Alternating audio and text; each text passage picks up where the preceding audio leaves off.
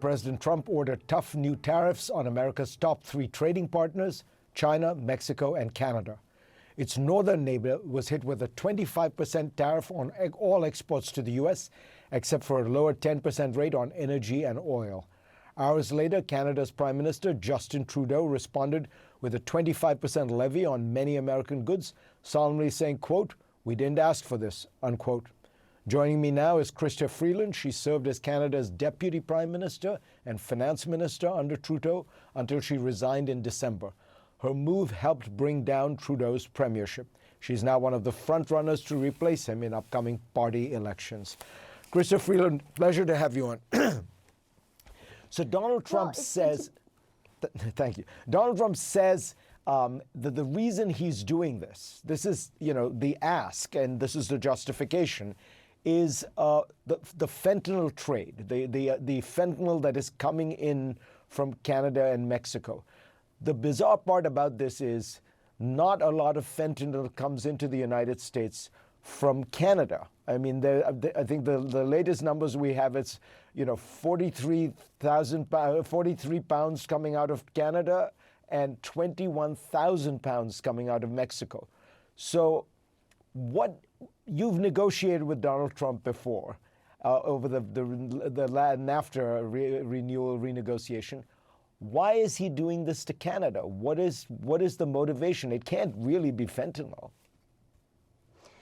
You're absolutely right, Fareed. The pretexts are utterly ludicrous. This action is utter madness. It is a betrayal of America's closest friend, of your ally, your neighbor, your best partner in the whole world. It is an act of economic warfare. And the president was clear just this morning that it is a direct attack on our sovereignty. And I have to tell you, Fareed, Americans are going to be astonished by the Canadian response. We're hurt, for sure, because we're your friends and neighbors. But most of all, we're angry, and we are united and resolute. Canada is the true north, strong and free. We love our country, and we are united. We are strong. We're smart. We're going to fight for our country. We're going to fight for Canada, and we're going to be successful. So let's put a little bit of substance on that. You're a much smaller economy than the United States. 75% of your exports come to the United States, whereas I think the other way around is like 12%. There's only so much you can do to retaliate with an economy that much larger than yours. So how do you do it in a way that's effective? Well, first of all, we have more leverage than Americans think. Canada is the largest market for the United States, larger than China, Japan, the UK, and France combined. And we know Americans. We know that for you guys, the customer is always right. We're your biggest customer. Doesn't make a lot of sense to be punching us in the face. The second thing, Fareed, as you know very well, is America's tariffs are self-harming. By putting tariffs on the stuff that Canada sells you, you are going to hurt Americans. You have put a tariff, you're putting a tariff on the oil and gas that we sell you. That is going to make prices at the pump, prices at grocery stores a lot higher. And the final thing, Fareed, is this matters to us so much more than it matters to you. Our very sovereignty is at stake. You are seeing a phenomenal, united and resolute response across Canada. And for Americans, does this really matter to you at all? I mean, do Americans wake up in the morning and say, wow, we got to beat up on those Canadians? I don't think so. I think Americans actually recognize that we are a great partner, a great neighbor, a great friend, that this is ridiculous. It is not worth Americans suffering over this. As the Prime Minister said, we do not want this conflict, but we're not going to give in. When you look at this situation where the United States is basically levying tariffs on its closest allies, particularly Canada, really its oldest ally, Does it make you think Canada is going to have to make its way in the world and find new markets and new friends? And of course, China, the second largest economy, comes up when one thinks about this?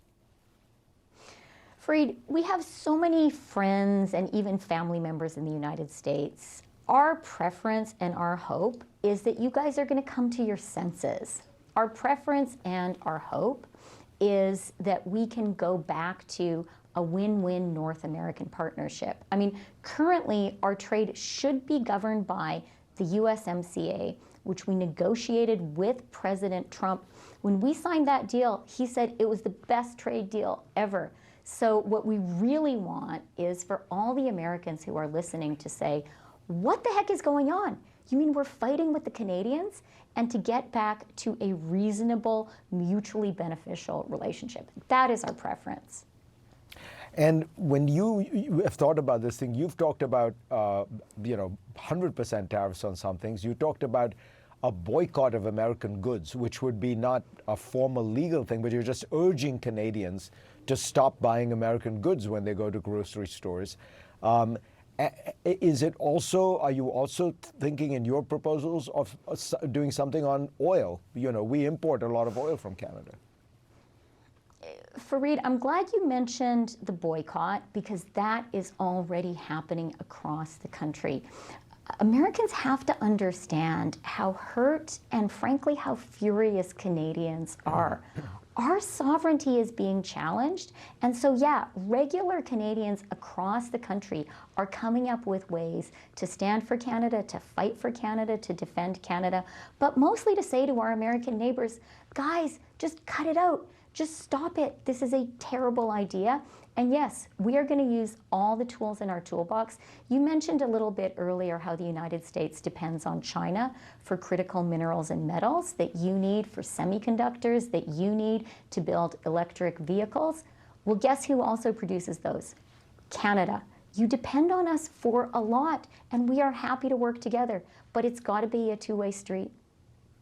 So you did negotiate with Trump, and so you do have a sense of him. And I'm wondering, you know, what do you think is going on? Because the fentanyl reasoning, you know, is plainly not important. It, you know, Canada, I think, sends 0.002% of the fentanyl that Mexico sends, that passes through Mexico. It's all really coming because of American demand for it, but.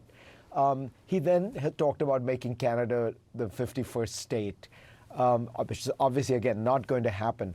What is he doing? In your view, what is he trying to do? Look, that is, of course, a question first and foremost for the president. You're totally right, Fareed, that the pretexts for beating up on Canada are totally ludicrous. I think we all do know one thing about President Trump. The one thing he respects is strength, and if he sees weakness, if he smells weakness, he pushes harder and harder and harder. And so what you are going to see, what America is going to see, what the world is going to see from Canada is total strength, total unity, and a very smart surgical strategic approach. Now, you're an economist of sorts. You have a very distinguished career as a writer on economics. When you look at where we are, you know, a trade war between the United States and its closest ally, possibly the Peterson Institute says that this could produce inflation in the United States on a fairly significant scale. I think they have a chart that shows that it could go up 3-4%. Does that leave you thinking we're entering, you know, a kind of a much less prosperous world? Because, I mean, economics is meant to be about win-win, not win-lose. This almost feels like lose-lose because both economies, the U.S. and Canada, will be worse off after all this. Look, you're totally right. The path the U.S. is on right now is a lose-lose path. And at the end of the day, you cannot defy the laws of economics. You're exactly right to say the people who are going to suffer from this the most are Americans, including the Americans who voted for Trump. I mean, the president has decided now to make gas in the United States more expensive. He's decided to make groceries in the United States more expensive. And our retaliation is going to cost Americans jobs. That it's completely ridiculous. We do not want to do this. And the right thing for Americans to do right now is to kind of shake their heads and say, guys, the Canadians actually are great partners. They're great neighbors.